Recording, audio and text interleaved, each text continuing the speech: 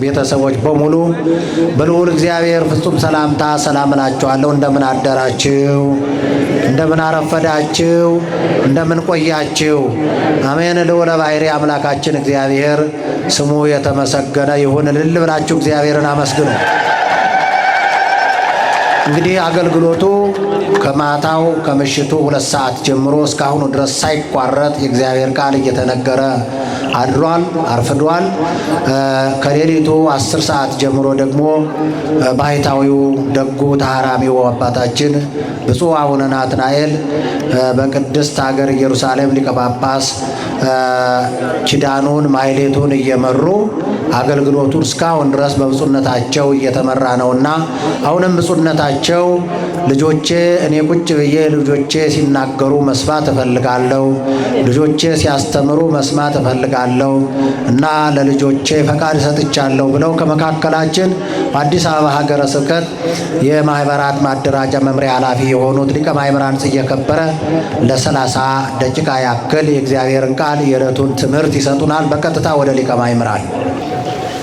በስመ አብ ወወልድ ወመንፈስ ቅዱስ አሐዱ አምላክ አሜን። እግዚአብሔር ስለ እናንተ ይዋጋል፣ እናንተ ዝም በሉ።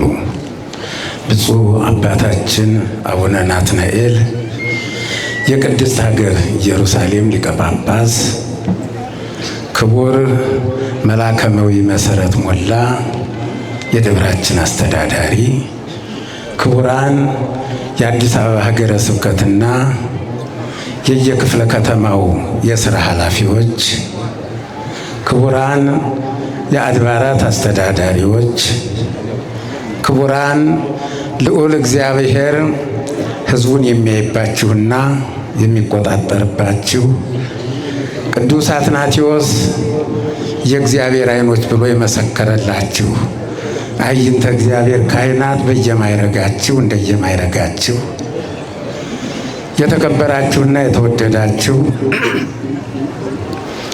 እግዚአብሔር ፈቅዶላችሁ ይህንን ታላቅ በዓል ለማክበር በዚህ ቅዱስ ስፍራ የተገኛችሁ የበዓሉ ታዳሚዎች ምዕመናንና ምዕመናት በሙሉ እንደምን አረፈዳችሁ?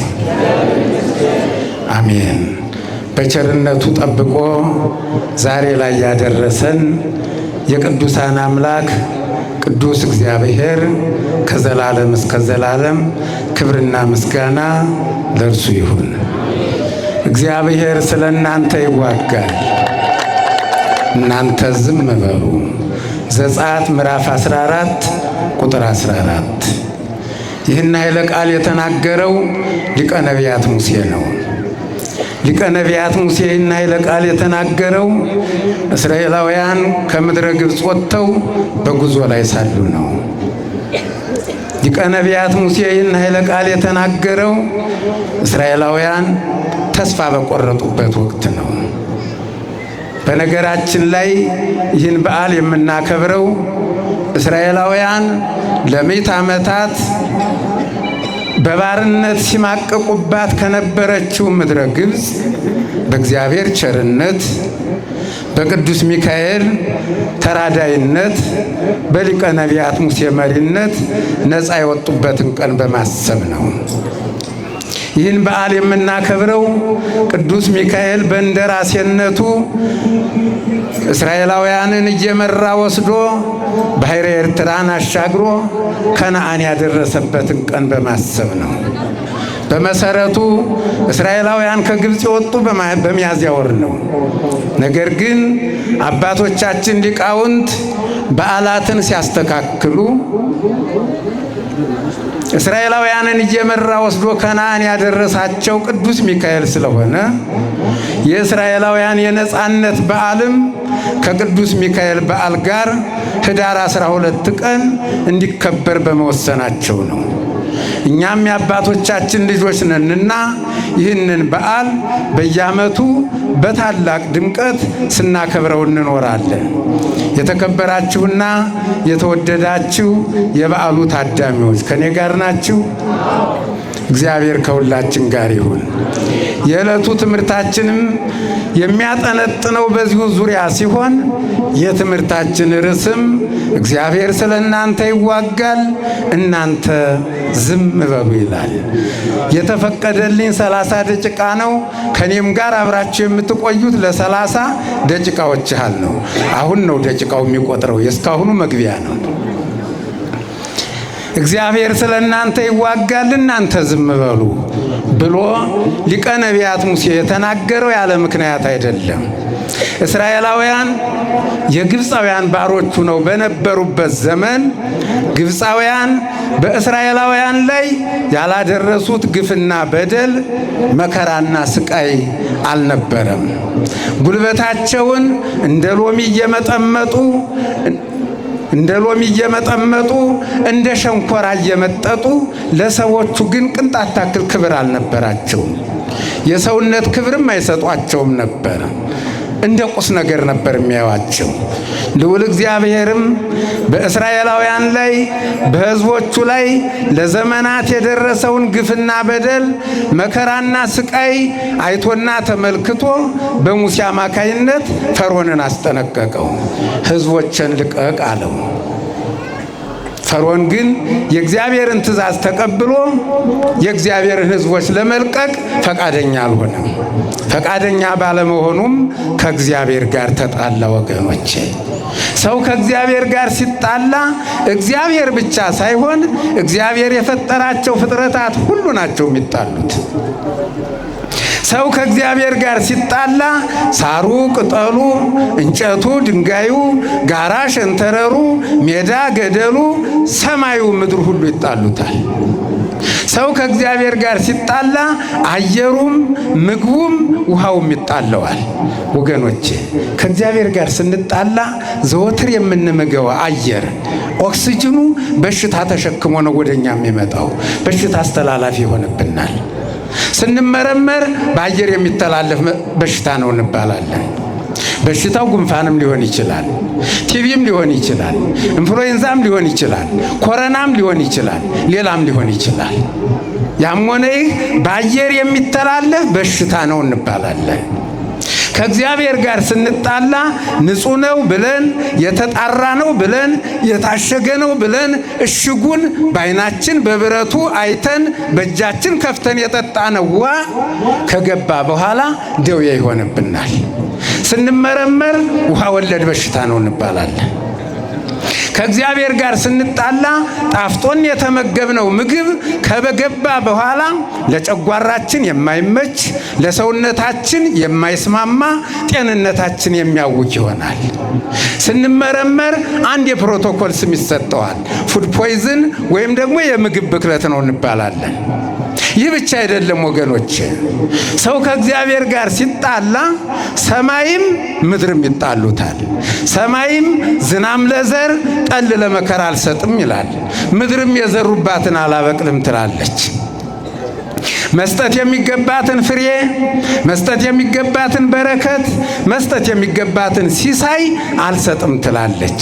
ለፈጣሪዋ ታዛዥ ናትና ፈጣሪዋ ካላዘዛት አንድ ነገር አትሰጥም።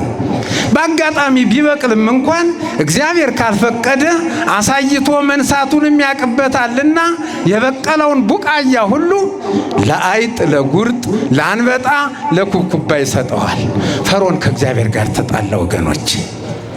ከእግዚአብሔር ጋር በመጣላቱ እግዚአብሔር ብቻ ሳይሆን ሕይወት የሌላቸውም ሕይወት ያላቸውም ፍጥረታት ተጣሉት።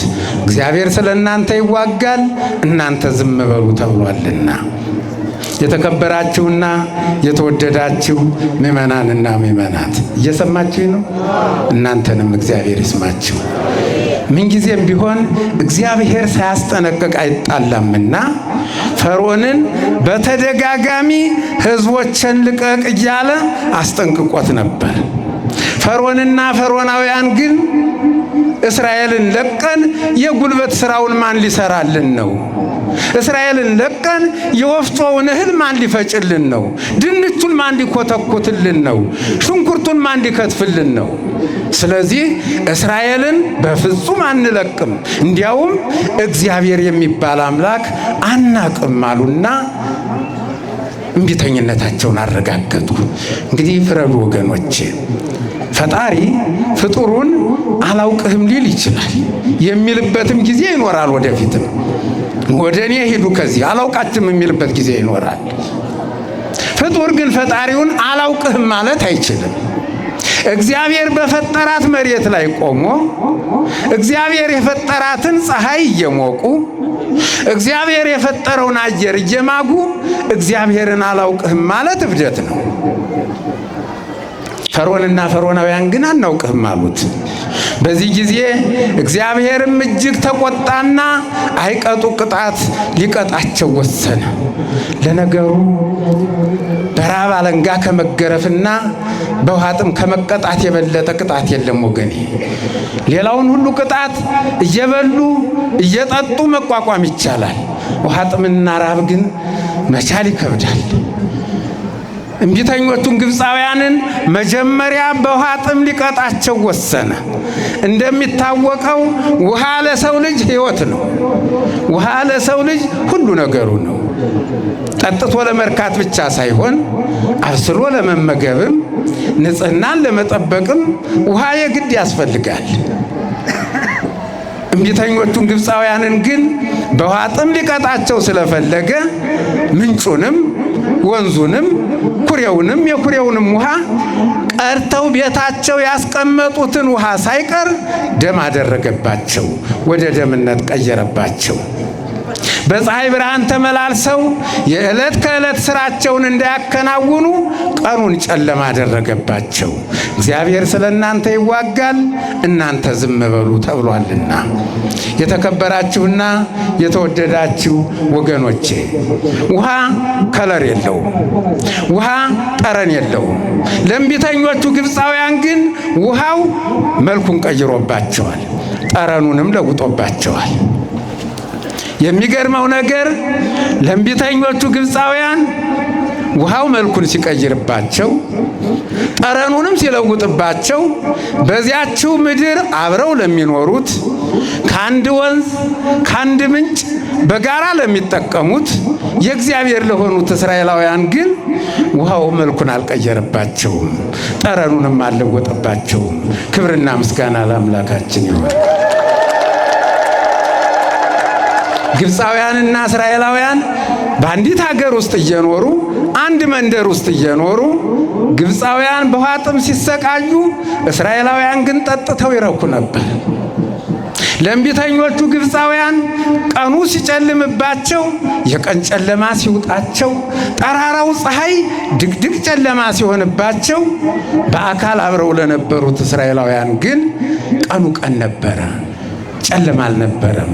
እግዚአብሔር ስለ እናንተ ይዋጋል፣ እናንተ ዝም በሉ ተብሏልና።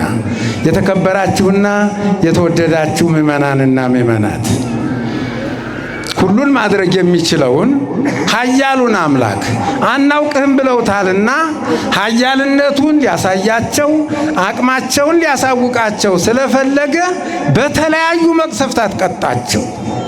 ከመቅሰፍታቱ መካከል አንዱ የዝንብ መንጋ ነበር። ከዚህ የተነሳ የቤታቸው ጣራውም ግድግዳውም ጓዳውም በረንዳውም ሳሎኑም መደቡም መመገቢያ ዕቃቸው ሁሉ ዝንብ ብቻ ሆነ። ዝንቡ የውሻ ዝንብ ነበር። ተቆናጣጭ ዝንብ፣ ተናካሽ ዝንብ መድረሻ እስኪያጡ ድረስ ይለመዝጋቸው ጀመር። ወዴት ይሄዱ? ግራ ገባቸው። ከፈጣሪ ጋር ተጣልተዋልና ወደፊት እንዳይሮጡ ተቆናጣጭ ዝንብ ብቻ ነው። ወደ ኋላ እንዳያፈገፍጉም ተናካሽ ዝንብ ብቻ ነው። ወደ ግራም ወደ ቀኝም እንዳይሉ ዝንብ ብቻ ነው። የግብፅ ምድር በዝንብ ተወራ ነበር። እግዚአብሔር ስለ እናንተ ይዋጋል፣ እናንተ ዝም በሉ ተብሏልና። ወገኖቼ፣ ግብፃውያን ከተፈጥሮ ባለቤት ከልዑል እግዚአብሔር ጋር ተጣልተዋልና ነፍሳቱ ሁሉ ተጣላቸው። የቆሙበት ምድሩ፣ አቧራው፣ ትቢያው ሁሉ ቅማል ብቻ ሆነ። ልብሳቸው ቅማል ብቻ፣ ሰውነታቸው ሁሉ ቅማል ብቻ ሆነ። መች በዚህ አበቃላቸው? የእንቁራሪት መንጋም ላከባቸው። ጓዳቸው፣ ጉድጉዳቸው፣ መኝታቸው፣ መደባቸው ሁሉ እንቁራሪት ብቻ ሆነ። ሲቀመጡ እየዘለለ በራቸው ላይ ይወጣል እንቁራሪቱ። እንቁራሪቱ ለዓይነ ሥጋ ከማስጠላቱም በላይ ሲጮህና ሲያንቋርር አይደለም ለሕፃናት ለአዋቂ ሰዎች እጅግ ያስፈራና ያስደነግጥ ነበር። ግብፃውያን የሚቆሙበት ቦታ የሚረግጡት ባዶ መሬት እስኪያጡ ድረስ የግብፅ ምድር በእንቁራሪት መንጋ ተወራ ነበር። እግዚአብሔር ስለ እናንተ ይዋጋል፣ እናንተ ዝም በሉ ተብሏልና። የተከበራችሁና የተወደዳችሁ ወገኖቼ ቅጣቱ በዚህ አላበቃም። በልተው እንዳያድሩ በረሃብ ሊቀጣቸው ስለፈለገ አዝመራቸውን፣ ሰብላቸውን ለአንበጣ ለኩብኩባ ሰጠባቸው። ወይናቸውን በበረዶ ጨፈጨፈባቸው። በለሳቸውን በአመዳይ ወይም በውርጭ አደረቀባቸው። ከብቶቻቸውን ለበረድ፣ ገንዘባቸውን ለእሳት ሰጠባቸው። ወሀበ ለበረድ እንስሳሆሙ ወንዋዮሙኒ ለእሳት እንዳለ። ይህ ብቻ አይደለም ወገኖች፣ አንጀታቸውን ሊያሳርረው በመጨረሻ አንጀታቸውን ሊያሳርረው የበኩር ልጆቻቸውን በሞት ቀጣባቸው። ግብፅ የሐዘን ምድር ሆነች። የግብፃውያን እንባ እንደ ክረምት ውሃ ፈሰሰ። ግብፃውያን ሐዘናቸው፣ ልባቸው በሐዘን ተነካ። ወገኖች ሐዘንም እኮ ቅጥ አለው። ወገን በግራና በቀኝ ሲቀመጥ ሲያስተዛዝን ሐዘን ይቀላል። በዚያን ጊዜ ግን ወገኑን ማስተዛዘን አይችልም ነበር። ወገኑን ማጽናናት አይችልም ነበር። ሁሉም ሐዘንተኛ ሆኗልና። ልጅ ባይኖረውና ባይሞትበትም እንኳ የእህት ወንድም ልጅ፣ የአክስት ያጎት ልጅ ያልሞተበት ግብፃዊ አልነበረም። እህት ወንድም፣ አክስት አጎት ያልሞተበት ግብፃዊ አልነበረም። መልአከ ሞት ያላንኳኳው የግብፃውያን በር አልነበረም። ሐዘን ያልገባበት የግብፃውያን ቤት አልነበረም። ወገኖቼ እስራኤላውያን ለዘመናት ካስተናገዱት መከራና ስቃይ ይልቅ ግብፃውያን በአጭር ጊዜ ያስተናገዱት መከራና ስቃይ እጅግ ይበልጥ ነበር። እስራኤላውያን ለዘመናት ካለቀሱት ለቅሶ ካፈሰሱት እንባ ይልቅ ግብፃውያን በአጭር ጊዜ ያዘኑት ሐዘን፣ ያለቀሱት ለቅሶ፣ ያፈሰሱት እንባ እጅግ ይበልጥ ነበር። እግዚአብሔር ስለ እናንተ ይዋጋል፣ እናንተ ዝም በሉ ተብሏልና። የተከበራችሁና የተወደዳችሁ ምዕመናንና ምዕመናት እየተከታተላችሁ ነው። እግዚአብሔር ከሁላችን ጋር ይሁን። ግብፃውያን ያን ሁሉ መከራ፣ ያን ሁሉ ስቃይ፣ ያን ሁሉ ቅጣት ከተቀበሉ በኋላ ሳይወዱ በግድ የእግዚአብሔርን ሕዝቦች ለቀቁ። የእግዚአብሔር ሕዝቦችም በእግዚአብሔር ኃይል ከግብፅ ምድር ተጠራርገው ወጡ። ደስ ይበላቸው። እስራኤላውያን ከግብፅ ምድር ተጠራርገው ሲወጡ ከብዛታቸው የተነሳ ግብፅ የተወረረች መንደር መስላ ነበር። የጉልበት ሰራተኞቻቸው ተጠራርገው ስለወጡ ለጊዜውም ቢሆን ግብፅ እንቅስቃሴዋ ቆሞ ነበር። ግብፅ ጸጥ ረጭ ብላ ነበር። ግብፅ ጭር ብላ ነበር። ጭር ሲል የማይወደው መሪዋ ፈርዖንም ከተማውም ገጠሩም ጭር አለሳ። ለካ ድምቀቶቻችን እነዚያ ባሮች ኑረዋል፣ የመጣው ይምጣ መልሱልኝ አለ። ፈርዖን ማን ይመልሳቸዋል? እጅግ ብዙ እኮ ናቸው። ተጠራርገው እኮ ነው የወጡት። ስለዚህ አንተ ካልሄድክ ማንም ሊመልሳቸው አይችልም አሉት። በዚህ ጊዜ ፈርዖን ፈረስ ሰረገላውን አስጭኖ ሰራዊቱን አስከትሎ ከመንገድ ሊመልሳቸው እግር በእግር ተከተላቸው። ነፃ ያወጣቸው አምላክ ልዑል እግዚአብሔር ደግሞ ከጠላትና በመንገድ ላይ ከሚያጋጥማቸው ክፉ ነገር ሁሉ እንዲጠብቃቸው ቅዱስ ሚካኤልን እንደ ራሴ አድርጎ ሾመላቸው። ደስ ይበላቸው። ዘጸአት ምዕራፍ 23 ቁጥር 20 ላይ ይህንን ነው የምናገኘው። ኃይለ ቃሉም እንዲህ ይላል፣ በመንገድ ይጠብቅህ ዘንድ ወዳዘጋጀውልህም ስፍራ ያስገባህ ዘንድ። እንግዲህ ከአቋረጥኩበት ላይ ልጀምር። ከኔ ጋር ናችሁ ሁላችሁ? እስቲ ወሬ የጀመራችሁም ወደ እኔ ነው። በመንገድ ይጠብቅህ ዘንድ ወዳዘጋጀውልህም ስፍራ ያስገባህ ዘንድ እነሆ መላኬን በፊትህ እልካለሁ ይልና፣ እናንተ ግን ተጠንቀቁ፣ ቃሉንም አድምጡ፣ ስሜ በእርሱ ላይ ስለሆነ ኃጢአት ብትሰሩ ይቅር አይላችሁምና አታስመርሩት ይላል። ይሄ እግዚአብሔር ቃል ነው ወገኖቼ። ልዑል እግዚአብሔር ቅዱስ ሚካኤልን እንደ ራሴ አድርጎ በእስራኤላውያን ላይ ሲሾመው እስራኤላውያንን አስጠንቅቆ ነው።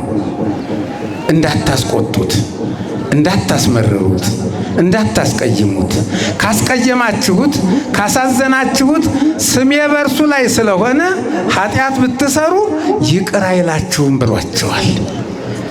ልብ በሉ ወገኖቼ፣ ኃጢአትን ይቅር የማለት ኃጢአትን የመሰረዝና የመደምሰስ ስልጣን የራሱ የባለቤቱ የልዑል እግዚአብሔር ሆኖ እያለ ኃጢአትን ይቅር የማለት ኃጢአትን የመሰረዝና የመደምሰስ ስልጣን እንደ ራሴ አድርጎ ለሾመው መልአክ ለቅዱስ ሚካኤል ሰጥቶታል። ደስ ይበላችሁ። ቅዱሳን መላእክት የሰው ልጆችን ኃጢአት ይቅር እንደሚሉ ካስቀየምናቸው ደግሞ ይቅር እንደማይሉ የነገረን ማን ነው? ራሱ ባለቤቱ ልዑል እግዚአብሔር ነው። አስጠንቅቆ ተጠንቀቁ፣ ቃሉንም አድምጡ ብሏቸዋል። ይህ ማስጠንቀቂያ በዚያ ዘመን ለነበሩት አማኞች ብቻ ሳይሆን እስከ ዓለም ፍጻሜ ድረስ ለምንኖር አማኞች ሁሉ የተሰጠ ማስጠንቀቂያ ነው። ሁላችንም ቅዱሳን መላእክትን ተጠንቅቀን እንድናከብር ያስጠነቀቀን አምላካችን ልዑል እግዚአብሔር ነው። ስሜ በእርሱ ላይ ስለሆነ ነው ያለ። የእግዚአብሔር ስም በቅዱሳን መላእክት ላይ ነው። ቅዱሳን መላእክት የእግዚአብሔርን ስም ተሸክመው ነው የሚንቀሳቀሱ። ቅዱሳን መላእክት ስማቸው በከፊል የእግዚአብሔር ስም ነው። ለምሳሌ ሚካ ብሎ ኤል ነው። ሚካ ማለት ማን ማለት ሲሆን ኤል ደግሞ እግዚአብሔር ነው። በአንድ ላይ ሲነበብ ሚካኤል ማለት ማን እንደ አምላክ ማን እንደ እግዚአብሔር ማለት ነው። መኑ ከማምላክ ማለት ነው በግዙ። ስለዚህ የእግዚአብሔርን ስም ተሸክመው ስለሚንቀሳቀሱ እጅግ ልናከብራቸው ይገባል። አክብሩ ተብለናልና ክብር ምስጋና ለአምላካችን ይሁን። የተከበራችሁና የተወደዳችሁ ወገኖቼ፣ ከዚህ በኋላ እስራኤላውያን በቅዱስ ሚካኤል እንደራሴነት በሙሴ መሪነት ጉዟቸውን ቀጠሉ። የሚላስ የሚቀመስ በሌለበት ስፍራ ከሰማይ ሙቀት ያልተለየው መና እየወረደላቸው ከዓለት ላይ ውሃ እየፈለቀላቸው ሳይራቡ ሳይጣሙ ጉዟቸውን ቀጠሉ። ክብርና ምስጋና ለአምላካችን ይሁን። ይህ ብቻ አይደለም። በጉዟቸው ወቅት የተለያዩ አገልግሎቶችን እንዲሰጧቸው ለቸርነቱ ወሰን የሌለው አምላክ 7 ደመናትን መድቦላቸዋል። ስንት ደመናት? አዎ 7 ደመናት። 7ቱም ደመናት የተለያየ የሥራ ድርሻ ነበራቸው። አንደኛው ደመና የቀኑ ሐሩር እንዳያቃጥላቸው ከላይ እንደ ዣንጥላ ጥላ ከለላ ሆኖ ሲያገለግላቸው፣ ሁለተኛው ደመና ደግሞ እንቅፋት እንዳይመታቸው እሾህ እንዳይወጋቸው እንደ ስጋጃ መሬት ላይ ይነጠፍላቸው ነበር። 4ቱ ደመናት አንዱ ከፊት አንዱ ከኋላ አንዱ በቀኝ አንዱ በግራ እንደ መጋረጃ ሆነው ከጠላቶቻቸው ዓይን ይጋርዷቸው ነበር። 7ኛው ደመና ደግሞ ከፊት እየቀደመ መንገድ ይጠርግላቸው ነበር። ክብርና ምስጋና ለአምላካችን ይሁን። እስራኤላውያን በዚህ መልክ ነበር ያንን ጉዞ የተጓዙት። ሲጓዙ ግን እስራኤልና ፈርዖን ፊትና ኋላ ሆነው ነበር የሚጓዙ፣ ግን አይተያዩም። ፈርዖን በፈረስ በሰረገላ እየገሰገሰ ካሁን አሁን እደርስባቸዋለሁ፣ እነሱ በእግር ነው የሚጓዙ አያመልጡኝም እያለ ይጓዛል። ግን ከፊት ለፊቱ ናቸው፣ ማየት ግን አይችልም። ለምን? በደመና መጋረጃ ስለተጋረዱ። እነሱም ከኋላቸው ፈርዖን እንዳለ አያውቁም። ርቀነዋል ብለው ነው የሚያስቡት።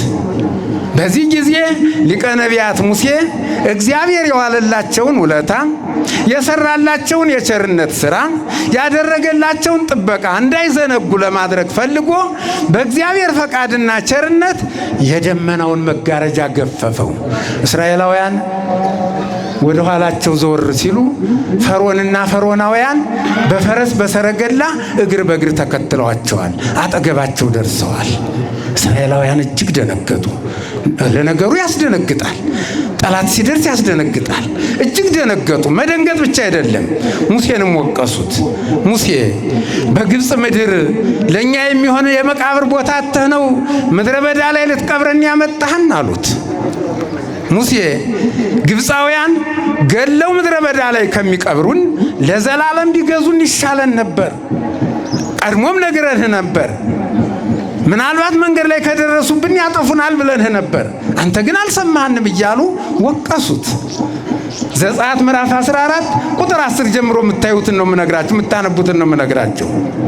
ሙሴ ግን ምንም አይነት ችግር እንደማይደርስባቸው ያውቅ ነበርና አይዟችሁ፣ አትፍሩ፣ አትደንግጡ። አሁን የምታዩቸውን እግር በእግር የሚከተሏቸውን ግብፃውያንን ለዘላለም አታዩቸውም። እግዚአብሔር ስለ እናንተ ይዋጋል፣ እናንተ ዝም በሉ አላቸው። ኃይለ ቃሉን እዚህ ላይ ነው የምታገኙት። ክብርና ምስጋና ለአምላካችን ይሁን። ሙሴ ንግግሩን እንደጨረሰ የደመናው መጋረጃ መልሶ ጋረዳቸው። ደስ ይበላችሁ ወገኖች። ለቸርነቱ ወሰን የሌለው አምላክ ቀን በደመና መጋረጃ ጋርዶ፣ ሌሊት ደግሞ የሌሊቱ ቁር እንዳይጎዳቸው፣ የሌሊቱ ግርማ እንዳያስፈራቸው በእሳት አምድ እየመራ ወስዶ ባሕረ ኤርትራ ሲደርሱ ባሕሩን ከሁለት ከፍሎ ግራና ቀኝ እንደ ግድግዳ አቁሞ በደረቅ አሻገራቸው። ደስ ይበላቸው። ባሕሩን ከተሻገሩ በኋላ የደመናው መጋረጃ ሙሉ በሙሉ ተገፈፈና ፈርዖንና እስራኤል ማዶ ለማዶ ሆነው ተያዩ። ፈርዖንም እስራኤላውያንን በእጁ ለማስገባት ቋምጧልና ከነሰራዊቱ ዘሎ ገባ። ግንባር ቀደሙ ጦር እየመራ እንዳለ የኋላው ደጀን ጦር ደግሞ ተጠቃሎ ሲገባ ግራና ቀኝ እንደ ግድግዳ ቆሞ የነበረው የኤርትራ ባሕር እንደ በርሊን ግንብ ተደረመሰና ፈርዖንን ከነሰራዊቱ አጥለቅልቆ አሰጠመው። ደስ ይበላችሁ። የተከበራችሁና የተወደዳችሁ ወገኖቼ፣ ሰማይን በጥበቡ የዘረጋውን ምድርን በኃይሉ የመሰረተውን ዓለምን በቃሉ የፈጠረውን አምላክ አላውቅህም ብሎ የተናገረው ፈርዖን ከነሰራዊቱ ባሕረ ኤርትራ ውስጥ ተቀብሮ ቀረ። ደስ ይበላችሁ። በዚህ ጊዜ እስራኤላውያን ከደስታቸው የተነሳ ንሴብሖ ለእግዚአብሔር ስቡሐ ዘተሰብሐ እያሉ ዘመሩ፣ አመሰገኑ። ዘጸአት ምዕራፍ 15 ከቁጥር 1 ጀምሮ የነሱ ምስጋና ነው የምናገኘው። ፈረሰ ወመስተጽዕነ ወረወ ውስተ ባሕር፣ ፈረሱንና ፈረሰኛውን ወደ ባሕር ጣለው እያሉ ሰውነታቸው እስኪዝል ድረስ አሸበሸቡ። ድምፃቸው እስኪዘጋ ጉሮሯቸው እስኪነቃ ድረስ ዘመሩ፣ አመሰገኑ። አሁንም ክብርና ምስጋና ለአምላካችን ይሁን። የተከበራችሁና የተወደዳችሁ ወገኖቼ፣ ከላይ እንደገለጥኩላችሁ ልዑል እግዚአብሔር ምንጊዜም ሳያስጠነቅቅ አይጣላምና የንስሐ ዕድል ሳይሰጥ አይቀጣምና ፈርዖንን በተደጋጋሚ አስጠንቅቆት ነበር። ነገር ግን ፈርዖን ቢነግሩት የማይሰማ ቢሰማም የማያዳምጥ ቢያዳምጥም የማይቀበል ልበ ደንዳና ሰው በመሆኑ ከነፈረሱ ከነሰረገላው ከነሰራዊቱ ባሕረ ኤርትራ ውስጥ ተቀብሮ ቀረ። ወገኖቼ፣ ትእዛዝ እግዚአብሔርን አለማክበር፣ ፈቃድ እግዚአብሔርን መቃወም ውጤቱ ይህ ነው። ፈርዖን ሰማይን በስንዝሩ የለካውን ተራሮችንና ኮረብቶችን በሚዛን የመዘነውን ነፋስን በእጁ የጨበጠውን፣ ሰውን ከአፈር የፈጠረውን፣ ውቅያኖስን በፍኙ የሰፈረውን፣ ዓለምን በሁለት ጣቶቹ ያንጠለጠለውን አምላክ አላውቅህም ብሎ ነበርና ከነ ሰራዊቱ ባሕረ ኤርትራ ውስጥ ተቀብሮ ቀረ። ክብር ምስጋና ለአምላካችን ይሁን። ፈርዖን እንዲህ እንደሚሆን ቢያውቅ ኑሮ ወገኖቼ ፈጣሪውን አላውቅህም አይልም ነበር። በመሰረቱ እግዚአብሔር ለኛ ለሰው ልጆች የደበቀን ብዙ ምስጢር አለ። ከደበቀን ምስጢራት መካከል አንዱ የምንሞትበትን ቀን እንድናውቅ አለማድረጉ ነው። ፈርዖን ለወሬ ነጋሪ አንድ ሰው ሳይቀር ከመላ ሰራዊቱ ጋር ባሕረ ኤርትራ ውስጥ ተቀብሮ እንደሚቀር ቢያውቅ ኖሮ ከቤተ መንግስቱ አይወጣም ነበር። እግዚአብሔር ስለ እናንተ ይዋጋል፣ እናንተ ዝም በሉ የተባለ ለዚህ ነው። የተከበራችሁና የተወደዳችሁ ወገኖቼ ከኔ ጋር ናችሁ? እግዚአብሔር ከሁላችን ጋር ይሁን። እስራኤላውያንም ለዘመናት ተስፋ ያደረጉትና እምነት የጣሉበት አምላካቸው ጠላቶቻቸውን አይቀጡ ቅጣት ቀጥቶ ተስፋቸውን ከማለምለሙም በላይ ያችን ለምለሚቱን ምድራቸውን የተስፋይቱን ምድራቸውን መልሶ አወረሳቸው። ደስ ይበላችሁ ወገኖቼ። እግዚአብሔርን ከማያመልክ ህብረተሰብ ጋር እየኖሩ ነፃነት በሌለበት ምድር ተቀምጦ እግዚአብሔርን ማምለክ ጽናት ይጠይቃል። መጠራትም ነው፣ መመረጥም ነው፣ መታደልም ነው። እስራኤላውያንን ልዩ ያደረጋቸው አንዱ ይሄ ነው። እስራኤላውያንን ልዩ ያደረጋቸው እግዚአብሔርን በማያመልክ ህብረተሰብ መካከል እየኖሩ እግዚአብሔርን ማምለካቸው ነው። እስራኤላውያንን ልዩ ያደረጋቸው እግዚአብሔርን ከማያምን ህዝብ ጋር እየኖሩ እግዚአብሔርን ማመናቸው ነው።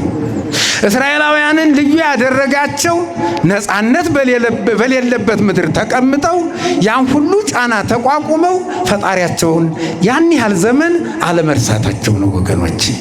እኛ ግን ሀገራችንን ሳንለቅ በተደላደለ መሬት ላይ ቆመን ያለ በቂ ምክንያት ከእግዚአብሔር የራቅን ከእግዚአብሔር የሸሸን ተስፋ ቢሶች ሆን ጥቂቶች አይደለንም።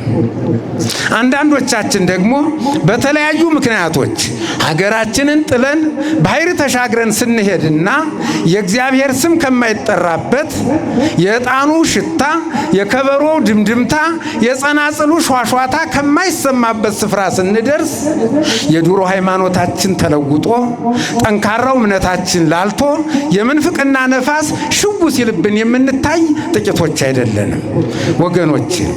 የራሳችን ሃይማኖትና ባህል ትተን ራሳችንን ከሌላው ሃይማኖትና ባህል ጋር የምናመሳስል አሁንም ጥቂቶች አይደለንም ወገኖች። ይህ ግን የአባቶቻችን የነ ሙሴ ውርስ አይደለም። እኛ የትም ብንሄድ ምንም አይነት ችግር ምንም አይነት ፈተና ቢያጋጥመን ሃይማኖታችንን መቀየር እግዚአብሔርን መርሳት የለብንም። ባሉበት መቆም፣ በተማሩት ትምህርት መጽናት፣ ፈጣሪን አለመርሳት የአባቶቻችን የነቢያት ብሎም የሐዋርያት ውርስ ነው። ስለዚህ በተለያዩ የህይወት አቅጣጫዎች በገባንና በወጣን ቁጥር ሃይማኖታችንን እንደ ኤሌክትሪክ አምፑል ልናበራውና ልናጠፋው አይገባም። እኛ ዛሬም ነገም ከነገ በኋላም ሁሌም የእግዚአብሔር ነን። መቼም ቢሆን መች የሌላ ልንሆን አይገባም። እግዚአብሔርም ስለኛ የሚዋጋልን የእርሱ ሆነን ሲያገኘን ነው። እስራኤላውያን እግዚአብሔር የተዋጋላቸው የማኑ ነው? ስላገኛቸው ነው። ምን ነው ዝም አላቸው? የእግዚአብሔር ነው፣ የእሱ ነው፣ ስላገኛቸው ነው። እኔ እኮ ቅድም እዚህ መካከል ግብፃውያን እንደ መብራት ያጠፋብን ብዬ ነበር። ይገርማቸዋል። መቼም እስራኤላውያን ዛሬ አያጠፉብንም፣ የእነሱ ታሪክ ነውና የሚተረከው። እንግዲህ ልዑል እግዚአብሔር ስለ እኔና ስለ እናንተ አጠቃላይ ስለ ሰው ልጆች ያልተዋጋበት ጊዜ የለም። እስራኤል ዘሥጋን ነፃ ያወጣቸው ከሥጋዊ ጠላታቸው ነው። እኛን እስራኤልን ዘነፍስ ግን ነፃ ያወጣን ከስጋችንም ከነፍሳችንም ጠላት ነው። ይህንን ባጭሩ መደምደሚያ ስለሆነ ባጭሩ በንጽጽር እናየዋለን። ልዑል አምላካችን ፈርዖንን አይቀጡ ቅጣት ቀጥቶ እስራኤላውያንን ከግብፅ ባርነት ነፃ እንዳወጣ ሁሉ እኛን እስራኤል ዘነፍስን ደግሞ ከኃጢአት ባርነት ከዲያብሎስ ቅኝ ግዛት ነፃ አውጥቶናል። ለእስራኤል ዘሥጋ ቢያድር የሚበላሽ ቢሰነብት የሚሻግት መና ከሰማይ አውርዶ መግቦ ረሃበ ሥጋቸውን እንዳስወገደላቸው ሁሉ ለእኛ ለእስራኤል ዘነፍስ ደግሞ ከዚህ በበለጠ ራሱን ምግብ አድርጎ አቅርቦ ቅዱስ ሥጋውን መግቦ ረሃበ ነፍሳችንን አስወግዶልናል። ለእስራኤል ዘሥጋ ከዓለት ላይ ውሃ አፍልቆ አጠጥቶ ሥጋዊ ጥማቸውን እንዳረካላቸው ሁሉ ለእኛ ለእስራኤል ዘነፍስ ደግሞ ከዚህ በበለጠ ከጎኑ የፈሰሰ ማየ ገቦን ለጥምቀታችን ክቡር ደሙን ደግሞ ለመጠጣችን በመስጠት የራሱ ልጆች የራሱ ቤተሰቦች አድርጎናል። ጽማ ነፍሳችንንም አርክቶልናል።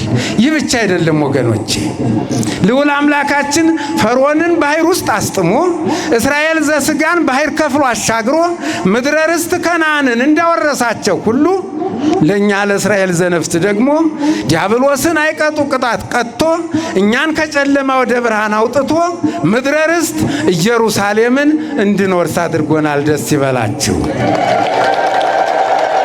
የተከበራችሁና የተወደዳችሁ ምእመናንና ምእመናት እግዚአብሔር ስለ እናንተ ይዋጋል፣ እናንተ ዝም በሉ ብሎ ሊቀ ነቢያት ሙሴ በተናገረው መሰረት ፈርዖንንና ሰራዊቱን ታሪክ አድርጎ እስራኤላውያንን ከግብፅ ባርነት ነፃ ያወጣ አምላክ እኛንም በመካከላችን እየገባ የሚለያየንን፣ የሚከፋፍለንን፣ እርስ በርሳችን የሚያጨካክነንን፣ አንድነታችንን የሚያናጋውን፣ ሰላማችንን የሚያደፈርሰውን፣ በተለያዩ ሰዎች ላይ እያደረ ግራ የሚያጋባንን ረቂቅ ጠላት በቸርነቱ ያስወግድልን።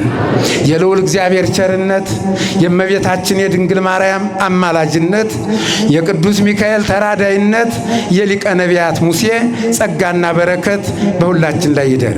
ወስብሐት ለእግዚአብሔር።